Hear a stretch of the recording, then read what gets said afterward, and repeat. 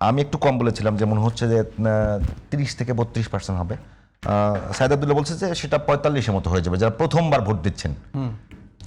তো আমরা ধারণা করছি সবাই যে এবার এই তরুণ ভোটাররা বা প্রথমবার যারা ভোট দিচ্ছেন তারা এই মোটামুটি বড় ফ্যাক্টর হিসেবে দাঁড়াবে। তো এই জায়গাটা আমি কোশ্চেন করেছিলাম সাইদ আব্দুল্লাহর কাছে যে আসলে এইটা ফ্যাক্টর আসলেই কেন, 1-2 নাম্বার আসলে এই জায়গাটাতে সবচেয়ে বেশি ভোট শেয়ার কার থাকতে পারে? এইটা তো আসলে এখনো কংক্রিটলি বলা যাচ্ছে না, কারণ প্রত্যেকটা পলিটিক্যাল পার্টি এখনো তাদের ইশতেহার বলেন বা আসলে সেটা বাস্তবিকভাবে কিভাবে এটা বাস্তবায়ন করবে এরকম এখনো রাজনৈতিক দলগুলো থেকে ডেটা ড্রিভেন কোনো পলিসি এখনো কিন্তু আসেনি। মৌখিকভাবে হয়তো বা চাঁদাবাজের বিরুদ্ধে, দুর্নীতির বিরুদ্ধে, অথবা ফ্যামিলি কার্ড, কৃষক কার্ড, বিএনপি কিন্তু অনেকগুলো পলিসি অলরেডি প্রকাশ করা শুরু করেছে, তারা শুরু করেছে, কিন্তু সেক্ষেত্রে আমার কাছে মনে হচ্ছে কিছুটা মানে ডেটা ড্রিভেন না আর কি।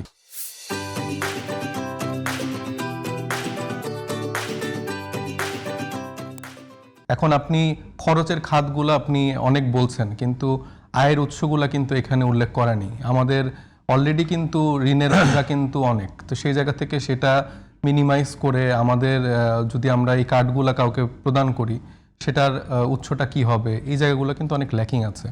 তো সেই জায়গা থেকে আমি মানে প্রত্যেকটা দলের ক্ষেত্রে, আমার নিজেদের দল এনসিপি থেকে শুরু করে প্রত্যেকটা দলের ক্ষেত্রেই আমি আশা করব যে এইবারের ইশতেহারটা যেন আসলে ভুজং ভাজং ইশতেহার না হয়, কারণ এখনকার যেই আমাদের জেনারেশন এরা অনেক স্মার্ট, তো এরা আসলে বুঝতে পারে যে কারা আসলে কীভাবে ইমপ্লিমেন্ট করবে বা সামনের দিনটা বাংলাদেশে কীভাবে এরা গঠন করবে, তো সেই জায়গা থেকে সবারটাই দেখবে। বিএনপির পক্ষ থেকেই অফার করা হচ্ছে বিভিন্ন কিছু। একটা বিষয় আপনি লক্ষ্য করেছেন কিনা যে বাংলাদেশের আগের যে রাজনীতিগুলো ছিল, আগের যে নির্বাচনগুলো ছিল, সেগুলোতে অনেক বেশি মানে ধর্মের ব্যবহার দেখবেন যে কেউ একজন মানুষ যে খুব নামাজই পড়ে না, দেখা গেল সে মাথায় টুপি দিয়ে নেমে গেছে, বা যে ঠিকভাবে ধর্মের বিরুদ্ধে কাজ করেছে সে মাথায় পট্টি বেঁধে বসছে, বা 71-এ কার কি অপকর্ম ছিল, মানে এই ধরনের মানুষকে ডিফেম করা যে আসলে আমি ক্ষমতায় গিয়ে কি করব, সেটা নিয়ে কোনো কাজ হয়নি। আমরা আশা করেছিলাম যে অন্ততপক্ষে 5 আগস্টের পরে, মানুষ আশা করেছিল যে 5 আগস্টের পরে একটা কল্যাণ রাজনীতি হবে, যে আসলে কে কত ভালো অফার করছে দেশের মানুষকে দেশ পরিচালনার ক্ষেত্রে। তো বিএনপি সেই জায়গাটাতে তারা কিন্তু এখন পর্যন্ত সেই বিষয়গুলো তারা উপস্থাপন করছে। আপনাদের জোটের পক্ষ থেকে বিএনপির এই মানে যে প্রপোজালগুলো, সেগুলোকে বিট দেওয়ার মতো কোনো প্রপোজালকে নিয়ে আসতে পারছেন আপনারা, নাকি আগের মতোই যে তাদেরকে একটা ভারত বিরোধী? না, দেখেন এই এখনকার রাজনীতি আর এটা না যে সারাদিনে আপনাকে আমি গালিগালাজ করলাম আর ভারতের দালাল বললাম। হ্যাঁ, আমার আসলে কিছুই নাই, আমি শুধু গালিগালাজ করে তো আমার রাজনীতি হবে না। আমাদের এখানে আমাদের পলিসি নিয়ে যারা কাজ করছে, আমাদের রাজনৈতিক দলের কথা বলতে পারি এনসিপি, তারা একটা ডেটা ড্রিভেন ইশতেহার রেডি করছে, এবং আমরা ওয়েবসাইটের থ্রুতে হচ্ছে যে চেষ্টা করছি, অফলাইনের থ্রুতে চেষ্টা করছি যে যে আসনে কাজ করছে সেখানকার স্থানীয় যে সমস্যাগুলো, এখন আমি ভেইগ আকারে হচ্ছে বাংলাদেশের 30টা 32টাকে সমস্যাকে অ্যাড্রেস করতে পারি, সেটা তো একরকম, সেরকমও একটা হচ্ছে। আবার হচ্ছে যে ধরেন আমার আসন সিরাজগঞ্জ 6 শাহজাদপুরে, আমি চেষ্টা করছি আমার 13টা ইউনিয়নে আমার যারা স্থানীয় লোকবল আছে, তরুণ প্রজন্মের যারা কাজ করছেন, সিনিয়র যারা আছেন, নারীরা যারা আছেন, প্রত্যেকটা অ্যাঙ্গেলের থেকে তাদের আসলে কি চাওয়া, তারা আসলে এত অল্প সময়ে কি এত বড় গবেষণা সম্ভব? এটা তো আজকে থেকে হচ্ছে না, আমাদের তো এই কাজটা ধরেন প্রায় 5-6 মাস ধরে কাজটা হচ্ছে। এটা নির্বাচনী প্রচার প্রচারণার আনুষ্ঠানিকতা যখন শুরু হবে তখন আমরা অফিসিয়ালি এটা একটা বিষয় আছে যে আপনাদের জোটের রাষ্ট্র পরিচালনা করবার কারো এক্সপেরিয়েন্স নাই, তো তারপরে সেটা একটা বড় বিষয়, এক্সপেরিয়েন্স নাই। সাথে বিএনপি দিক থেকে অনেক বেশি এক্সপেরিয়েন্সড, এবং তারা এই কাজগুলো অনেক আগে থেকে শুরু করেছে। তো এই জায়গাটাতে আপনারা আপনি এইভাবে বলতে পারেন যে দুর্নীতি থেকে বা দুর্নীতি করা, তারপরে আনুষঙ্গিক বাংলাদেশের রাষ্ট্র ক্ষমতায় যেই সমস্যাগুলো আমরা দেখে এসছি, এবং আসলে জুলাই গণঅভ্যুত্থান যে জন্য ঘটলো, সেই টাইপের খারাপ কোনো অভিজ্ঞতা আমাদের নাই, মানে ওই এক্সপিরিয়েন্সটা আমাদের নাই। তো সেই জায়গা থেকে তারুণ্যের শক্তি থেকে শুরু করে আমাদের জোটে যারা আছেন তারা সবাই আসলে একটা বাংলাদেশপন্থী চিন্তা করছেন, এবং আমরা সম্ভবত একটা যৌথ ইশতেহারও হয়তো আসতে যাচ্ছে।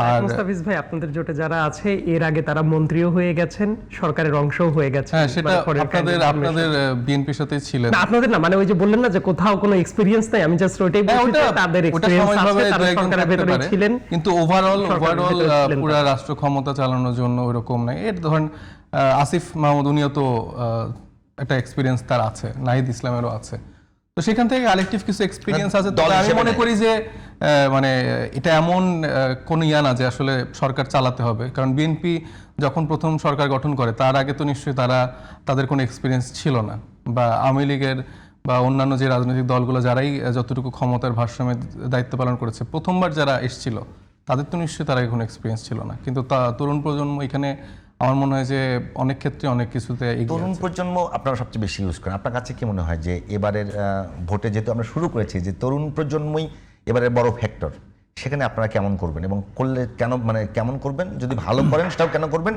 আর খারাপ করলে সেটা কেন করবেন?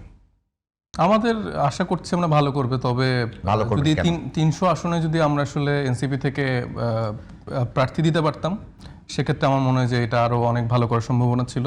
আপনাদের জোট যদিও কেমন করবে? ইলেকশনের যে আমাদের যে বাস্তবতা, কারণ যে ট্রেডিশনাল পলিটিক্স বা যে জায়গাটা আমরা আমি এখন জানতে আপনাকে চেয়েছিলাম, এনসিপি হিসেবে না, আপনাদের জোট হিসেবে প্রশ্ন করছি, আপনার জোট কেমন করবে? হ্যাঁ, আলহামদুলিল্লাহ ভালো করবে, প্রবাবলি সরকার গঠন করবে। মানে আমি সরকার গঠন নিয়ে আজকে আলোচনা না, তরুণদের মধ্যে আপনারা কেন ভালো করবেন? কেন মনে হলো যে তরুণদের মধ্যে ভালো করবে? কারণ আমরা তরুণদের ভাষাটা আমরা বোঝার চেষ্টা করছি, তাদের মতো করে আমরা যে ফ্যাসিলিটিস দেওয়া যায় সেই ভাষাটা আমরা বুঝি, আমাদের সাথে তাদের কমিউনিকেশনের গ্যাপটা নেই, আমার সাথে তরুণরা ডিরেক্ট কমিউনিকেট করতে পারছে, যেটা আসলে অনেক সিনিয়র দলের নেতাদের কাছের বাইরে থেকে দেখতে হয়। তরুণদের জন্য আপনারা এমন কি ভালো করবেন এরকম যাতে আপনাদের তরুণরা রিসিভ করবে খুব বেশি? এই যে বললাম যে আমাদের যে পলিসি রেডি হচ্ছে, সেটা অফিসিয়ালি ইশতেহারের সময় নাকি কোনো কারণে বাংলাদেশে অনেক দিন ধরে শেখ হাসিনার অপশাসন সাথে ক্রিকেট নিয়ে একটা এন্টি ইন্ডিয়ান সেন্টিমেন্ট ক্রিয়েট হয়েছে, শুধুমাত্র এটাকে ব্যবহার করে ক্ষমতা যেতে এটাকে ব্যবহার করে তো আসলে ক্ষমতায় যাওয়ার কোনো মানে আমার কাছে কিন্তু এরকম মনে হচ্ছে। আপনার মনে হতে পারে, শুধুমাত্র তবে আমাদের আগের মতো যে একটা শুধু ক্যাম্পেইন করে, নেগেটিভ ক্যাম্পেইন করেই আমি বৈতরণী পার হয়ে যাব না, এটা ধরেন মনে হতেই পারে, আপনার অনেকের অনেক কিছু মনে হতে পারে। এখন আমি তো বারবার বলছি যে আমি যেটা বিলিভ করি যে কাজ দিয়ে আসলে রাজনীতির জায়গাটা আসলে আপনার কতক্ষণ আমি পরনিন্দা চর্চা করব বা কতক্ষণ আপনাকে আমি ব্যাশিং করবো, ওইটা দিয়ে আলটিমেটলি খুব বেশি দূর আমরা আগাতে পারবো না। 6-7 মাস হয়তো বা মানুষ আমাদেরকে মাথায় তুলে নাচতে পারে, কিন্তু দিন শেষে যদি দেখে যে আমাদের আসলে কোনো প্ল্যান নাই, কোনো দেশ নেই, কোনো ভিশন নেই, তাহলে তারা কেন আমাদের accept কিন্তু সামাজিক মাধ্যমগুলোতে কিন্তু আমি দেখছি, যদি বলেন যে ওসমান হাদিকে ওন করা, তাতে কোনো দোষ নাই, এটা খুবই ভালো। ওসমান হাদিকে তারা ক্যাম্পেইন করা কিংবা আপনাদের যে ক্যাম্পেইনগুলো আছে, মানে এটা ধরে নিচ্ছে যে আপনাদের জোটেরই ক্যাম্পেইন, ধরেন ফ্যামিলি কার্ডকে ডিফেম করা, এগুলো নিয়ে প্রচুর ভিডিও আছে। তো শুধুমাত্র কি ডিফেম করে ক্ষমতায় যাওয়ার জন্য করছে, এটা কেন? না, আমি অলরেডি আনসার দিয়েছি। না, সেটা কেন এখন পর্যন্ত? কোনটা কেন? যে একেবারে মানে আপনারা এখন পর্যন্ত আপনাদের ইয়ে ঠিক করেন না, মানে আমার চলছে। প্রতিপক্ষের যে উইক পয়েন্টগুলো আছে সেগুলো নিয়ে আমি কথা বলবো না, আমি ওইটা নিয়েও কথা বলবো, প্লাস আমি কি পজিটিভ চেঞ্জ হচ্ছে যে দেশের জন্য করছি, বা আমার আসলে ডেটা ড্রিভেন কি পলিসি আছে যেটা আসলে বাংলাদেশের প্রিভিয়াস রাজনৈতিক দলগুলো সেভাবে আসলে অ্যাডাপ্ট করতে পারেনি, ইমপ্লিমেন্ট করতে পারেনি, সেটা আমাকে ডিফারেন্সটা ক্রিয়েট করে দেখাতে হবে, সেটা আমি বলবো, আমি সেটা জানাবো যে আসলে কি কি আমরা করতে যাচ্ছি। এবং আমার প্রতিপক্ষের উইক পয়েন্ট নিয়ে তো আমার আলোচনা করতে হবে, নাহলে তো আমি তো রেসে নেমে যদি শুধু ভালো ভালো কথা বলি তাহলে তো হবে না। নিঃসন্দেহে আমি ওটাই চাই যে প্রতিপক্ষ উইক পয়েন্টের কাজ করুক, কিন্তু আমার কাছে কেন জানি আজকের বিষয় মনে হচ্ছে, মানে এখন এসে মনে হচ্ছে যে আগের মতোই রাজনীতিটা শুধুমাত্র ওই ন্যারেটিভ প্রতিষ্ঠা করা, মানে ইতিহাস আপনারা তো খুব বেশি পরিবর্তন করতে দেন নাই। আমাদের যে রাজনৈতিক দলগুলো আছে তারা তো আসলে আমরা যেই রাজনৈতিক বন্দোবস্তের কথা বারবার বলে আসছিলাম, আমরা বিভিন্ন সংস্কারের কথা বলে আসছিলাম, নির্বাচন কমিশন সংস্কারে কতগুলো আলাপ এসছে, এখানে একটা এজেন্ডাও কিন্তু আসলে বাস্তবায়ন হয়নি। সামান্য ধরেন সিসিটিভি ক্যামেরার লাগানোর কথা বলে যে খরচের ব্যাপার, এরকম অনেকগুলো খাত আছে যেটা আসলে চাইলেই এই সময়ে সবগুলো রাজনৈতিক দলের অনুমোদনে আসলে সম্ভব হতো, এটাতে আলটিমেটলি আমরা সবাই বেনিফিটেড হতাম।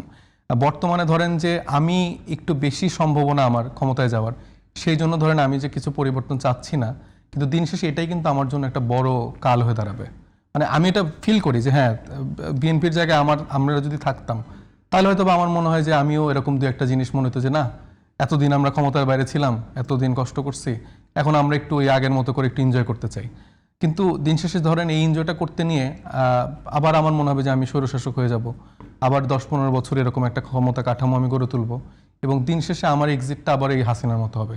তার থেকে সুন্দর একটা কাঠামোর মধ্যে যদি আমরা বসবাস করি, বিএনপির অ্যাকসেপ্টেন্স তো অনেক ভালো, ধরেন সেই জায়গা থেকে তারা যদি এই প্র্যাকটিসটা করতো, মানুষই তাদেরকে আরো বেশি অ্যাকসেপ্ট করতো, এবং ধরেন আমাদের কাছেও আমরা সেই জায়গাটা আরো অ্যাকসেপ্ট করে নিতে পারতাম। কারণ এখানে দিন শেষে মানে অনেক বেশি ক্ষমতার লোভ কিন্তু আমাদের কারোরই নেই যে আমাদের একবারে এখনই সব প্রধানমন্ত্রী হতে হবে। একটা আমরা দীর্ঘ জার্নিতে আমরা আসছি, আমরা চাই যে এখানে একটা সুন্দর সহাবস্থান রেখে অন্যান্য রাজনৈতিক দলগুলোকে সাথে নিয়ে এমন একটা বাংলাদেশ গড়ব যেখানে আবার নতুন করে ফ্যাসিবাদ ফিরে আসবে না, বা আবার একে অপরকে এমন অপোনেন্ট আমরা না বানাবো যেখানে হাসিনার মতো করে কাউকে আমার ট্রিট করতে হবে।